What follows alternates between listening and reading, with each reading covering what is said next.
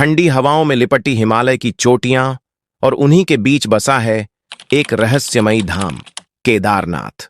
हर साल जब खुलते हैं भगवान महादेव के कपाट, कुछ न कुछ ऐसा घटता है जो मानव बुद्धि से परे होता है। लेकिन इस बार जब केदारनाथ के दरवाजे खुलने वाले थे, कुछ ऐसा देखा गया जिसे देखकर लोगों की रूह तक कांप गई। क्या ये कोई चमत्कार था? क्या स्वयं भोलेनाथ ने दी कोई दिव्य झलक? चलिए आज आपको दिखाते हैं वह अद्भुत दृश्य जिसने भक्तों के दिलों में आस्था के साथ साथ एक गहरी सनसनी भी भर दी। दोस्तों, केदारनाथ कोई साधारण स्थान नहीं, ये साक्षात भगवान शिव का दिव्य धाम है। ऊंचे ऊंचे उर्गम पहाड़ों और बर्फ से ढकी हिमालय की चोटियों के बीच बसा यह तीर्थ अपने भीतर न जाने कितने रहस्य समेटे हुए है। दिखने में जितना मनमोहक और शांत, उतना ही रहस्यमयी और शक्तिशाली है ये धाम, क्योंकि यहां विराजते हैं स्वयं महादेव, त्रिलोक के स्वामी। और जब जब कोई उनके भक्तों पर या इस पवित्र भूमि पर अत्याचार करता है, तब तब भोलेनाथ अपना रौद्र रूप धारण कर इस धरती को चेतावनी देते हैं कि ये स्थान सिर्फ श्रद्धा और भक्ति का है, अहंकार का नहीं। इसका प्रमाण हमें समय समय पर मिलता रहा है। कभी केदारनाथ में बादल फटना, तो कभी विशाल चट्टानों का टूटकर गिर जाना। ये सब घटनाएं सिर्फ प्राकृतिक आपदाएं नहीं, बल्कि भोलेनाथ की चेतावनियां हैं। ये हमें याद दिलाती हैं कि हम इस धरती पर मालिक बनकर नहीं, केवल यात्री बनकर आए हैं, भोग विलास के मोह से ऊपर उठकर भगवान शिव का नाम जपने के लिए। लेकिन अगर हमने इस पवित्र भूमि को अपने स्वार्थों से दूषित किया या यहाँ के प्राणियों पर अत्याचार किया, तो फिर महादेव अपने रौद्र रूप में आकर न्याय करेंगे और तब उनका प्रकोप किसी को नहीं छोड़ेगा।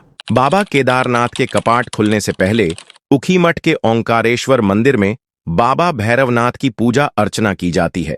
फिर इसके बाद बाबा केदारनाथ की डोली केदारनाथ धाम के लिए प्रस्थान करती है। इसके बाद बाबा केदारनाथ की डोली अगले दिन गुप्त काशी जाती है और उसके अगले दिन यही डोली बाबा केदारनाथ के गौरीकुंड पहुंचती है। फिर ठीक अगले दिन यह डोली गौरीकुंड से केदारनाथ धाम पहुंचती है और फिर बाबा केदारनाथ के कपाट खोल दिए जाते हैं। जब बाबा केदारनाथ धाम के कपाट खोले जाते हैं तो पूरे प्रांगण में बाबा केदारनाथ का जयकारा लगाया जाता है। ढोल नगाड़ों की आवाजें गूंजती हैं। इसके बाद भक्त बाबा केदारनाथ के दर्शन कर पाते हैं। लेकिन इसके पीछे भी एक बहुत बड़ा रहस्य है। आखिर इस तरह से डोली क्यों जाती है और आखिर क्यों केदारनाथ पहुंचने के पश्चात ही बाबा के दर्शन हम कर पाते हैं, और आखिर कपाट बंद होने के पश्चात क्या होता है, सारी जानकारी मिलेगी और उस बड़े चमत्कार के बारे में भी हम आपको बताएंगे जिसकी चर्चा आज पूरे उत्तराखंड में हो रही है। दोस्तों, हर साल 6 महीने के लिए केदारनाथ धाम के कपाट खोले जाते हैं और करोड़ों की संख्या में भक्त बाबा के दर्शन करने आते हैं। वहीं दिवाली के भाई दूज के दिन ही बाबा केदारनाथ के कपाट सर्दियों में बंद कर दिए जाते हैं। इसके बाद दोस्तों, बाबा केदारनाथ की मूर्ति को डोली में बैठाकर ऊखीमठ के ओंकारेश्वर मंदिर में स्थापित कर दिया जाता है। इसे केदारनाथ की शीतकालीन गद्दी भी कहा जाता है। दोस्तों, वहीं जब केदारनाथ के कपाट खुलने वाले होते हैं तो डोली यात्रा के जरिए बाबा केदारनाथ की मूर्ति को वापस से उनके धाम ले जाया जाता है।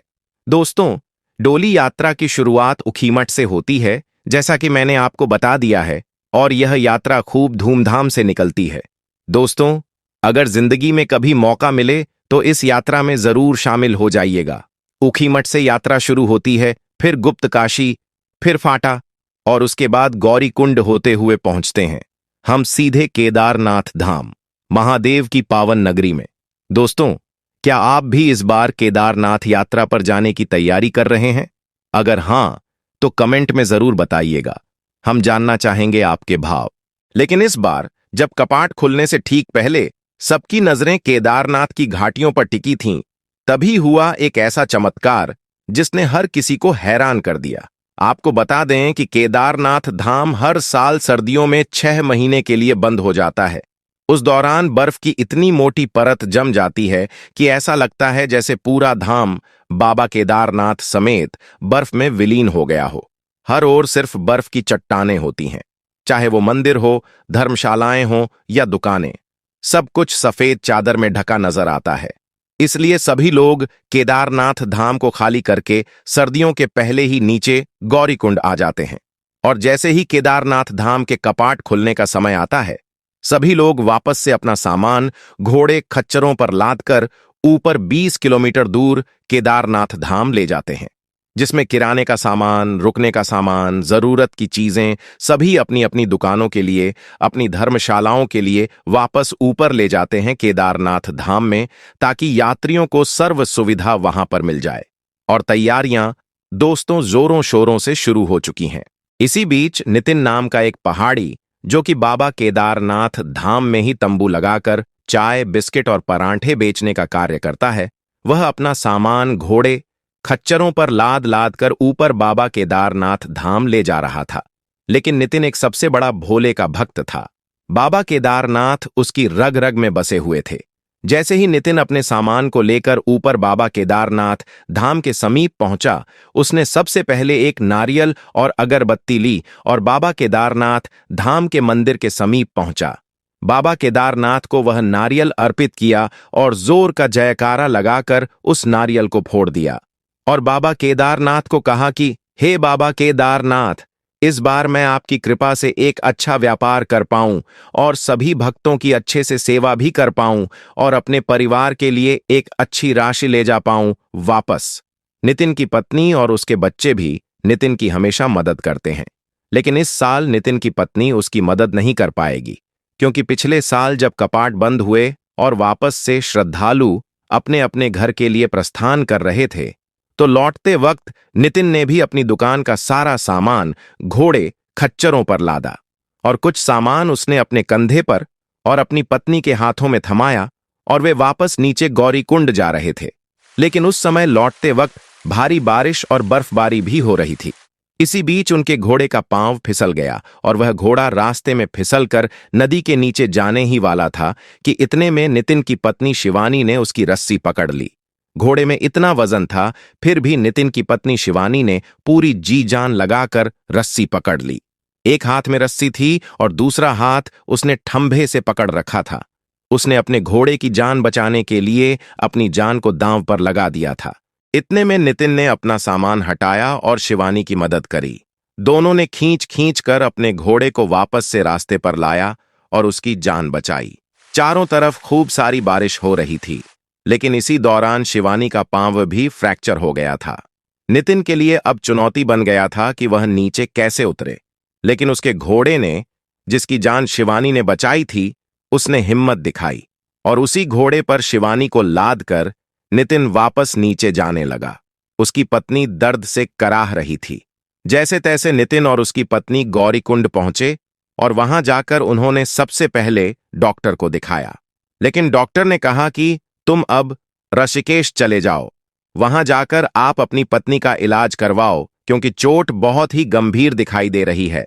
जब ऋषिकेश नितिन अपनी पत्नी को ले गया, तो वहां के डॉक्टरों ने कह दिया कि आपकी पत्नी अब कभी भी नहीं चल पाएगी, क्योंकि आपकी पत्नी के एक पांव में लकवा मार चुका है और आप केवल भगवान से दुआ करिए।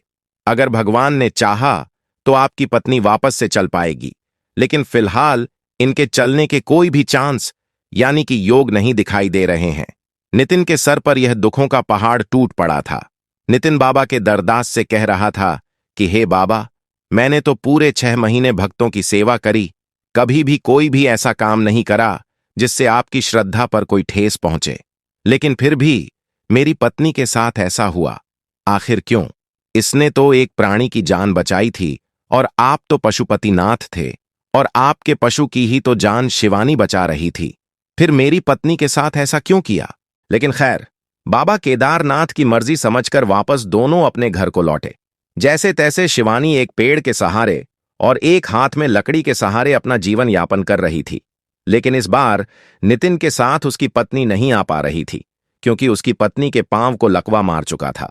नितिन जब अपने केदारनाथ धाम पहुंचा तो उसने नारियल फोड़ा और बाबा केदारनाथ को कहा कि इस वर्ष अच्छा व्यापार हो और मेरी पत्नी की आप रक्षा करना। वह हर बार आपके दर्शन करने के लिए आती है, लेकिन इस बार उसका पांव ही टूट चुका है, उसका पांव ही लकवा मार गया है और अब वह चल नहीं पाती। अब वह आपके दर्शन करने के लिए भी नहीं आ पाएगी। उसकी रक्षा करो। बाबा केदारनाथ से मन्नत मांगकर वह वापस अपने दुकान को लगाने के लिए पहुंच गया। उसने अपना सामान उतारा और अपनी वह दुकान जमाने लगा। जैसे ही वह दुकान जमा रहा था, इतने में वह थक हार कर बैठा हुआ था और थक थक कर उसे कब नींद आ गई उसे भी पता नहीं चला। लेकिन इतने में ही उसके सर पर एक हाथ था। नितिन को लगा कि कोई जानवर होगा जो उसके सर पर हाथ फेर रहा होगा। नितिन की एकदम से नींद खुली और उसने देखा कि उसके सामने तो उसकी पत्नी है। नितिन समझ नहीं पाया कि आखिर यह कैसे हो सकता है। नितिन तुरंत उठ खड़ा हुआ। उसके सामने उसकी वही पत्नी थी जो पांव से लकवा मार चुकी थी, जो चल नहीं पा रही थी। नितिन ने अपनी पत्नी से पूछा कि तुम चल पा रही हो और तुम यहां कैसे? तो नितिन की पत्नी ने कहा कि आज सुबह जब मैं उठी तो मेरा पांव बिल्कुल सही था, जैसे मेरे पांव में कुछ हुआ ही ना हो। मैं तुरंत चलने लगी और दौड़ने भी लगी और अपने घर का काम भी करने लगी थी। मुझे बहुत बहुत खुशी हुई। मैं आपसे फोन पर बात नहीं कर पा रही थी। मैंने सोचा क्यों ना मैं यह खुशी आपको आकर ही दूं, और मुझे तो बाबा केदारनाथ के दर्शन भी करने थे। इसलिए मैं खुद गौरी कुंड से यहां 16 से 20 किलोमीटर चढ़ाई करके आई हूं और मुझे कुछ महसूस नहीं हुआ। मैं यहां पर बिल्कुल हंसते खेलते चलकर आई हूं। जब यह बात नितिन ने सुनी तो नितिन बहुत खुश हुआ। नितिन समझ गया था कि यह तो बाबा केदारनाथ की ही महिमा है। बाबा केदारनाथ का ऐसा चमत्कार हुआ कि उसकी पत्नी वापस से चलने फिरने लग गई और खुद 16 किलोमीटर चढ़ाई करके बाबा केदारनाथ के दर्शन करने पहुंची। दोनों पति पत्नी ने बाबा केदारनाथ के मंदिर के बाहर से ही दर्शन किए, क्योंकि अभी कपाट खुलने में दिन बाकी थे। यह एक बहुत बहुत बड़ा चमत्कार था दोस्तों। इस चमत्कार पर आपकी क्या राय है? कमेंट में जरूर बताइएगा। बाबा केदारनाथ सभी भक्तों के ऊपर अपनी कृपा बरसाते हैं दोस्तों। सभी भक्तों की चिंताएं हरते हैं, उनका दुख हरते हैं।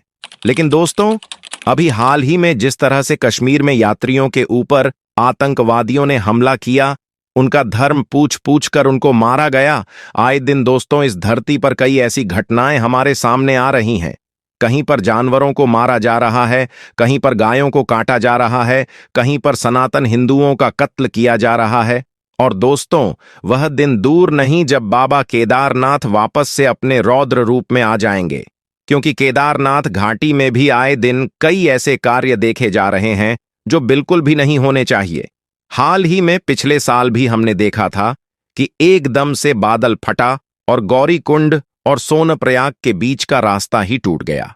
कई सारी जानें भी उसमें गई थीं।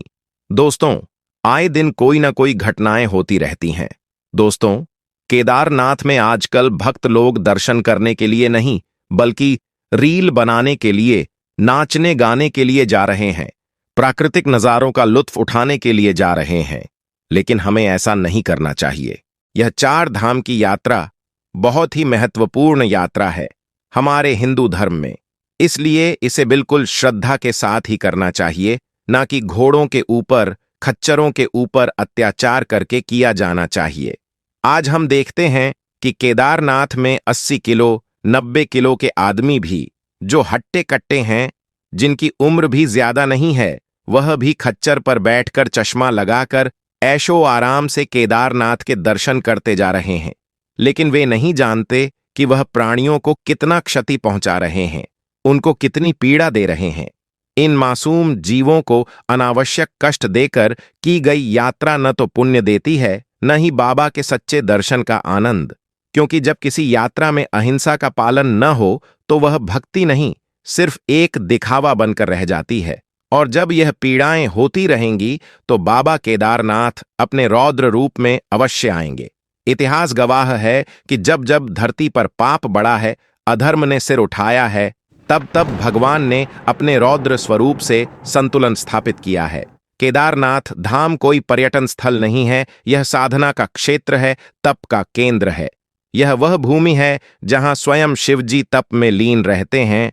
इसलिए आप सभी से निवेदन है, अगर आप केदारनाथ जाना चाहते हैं तो जाइए, लेकिन वहां पर केवल शिवजी से मिलने जाइए।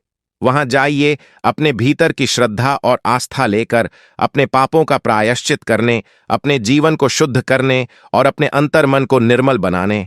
वहां जाइए तो भक्ति का भाव लेकर जाइए, सेवा का भाव लेकर जाइए, नम्रता और संवेदना के साथ जाइए, ना कि वहां लुत्फ उठाने, पार्टी मनाने या रील बनाने के लिए।